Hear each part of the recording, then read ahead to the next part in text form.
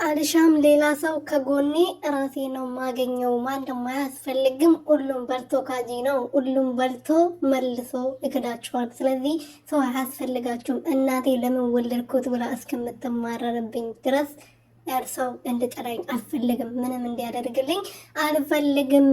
እኔ ካፈር ነው የተሰራሁት፣ ወደ አፈር ነው የምመለሰው ብለዋል። እንግዲህ ቢንዬ ጠፍቷል እና ቃለ ሰሞኑን በጣም ጠፍቷል። በቲክቶክ በቪዲዮ ምንም በቃ የሆነ ከባድ ነገር ውስጥ ነው መሰለኝና ተመልሼ አልመጣም እያለ ነው እንግዲህ እየዘፈነ ያለው። አረ ቢንዬ ናናናና የኔ ድንቡሽቡሽ አረተው በዛው አትቅርብን እንዴ! እንድትመጣ ምን ፈልጋለን እንዴ? ምን ሆነክ ነው? ያንተ ሙዶች ለሄርሜላ በእንትን በቅኔ የምዘፍንላቸው ዘፈኖች ራሱ ደስ ነው የሚሉኝና እንድትመጣ ምን ፈልጋለን? በዛው አጥፋብን እኔ መልክ የኔ ድንቡሽቡሽ። ሰላም ሰላም ቤተሰብ እንዴት ናችሁ? ደህና ናችሁ? እና እግዚአብሔር ይመስገን። በያላችሁበት ሰላማችሁ ብዝት ይበልልኝ። እንግዲህ ቢንዬ ዛሬ በአዲስ ነገር መጥተዋል።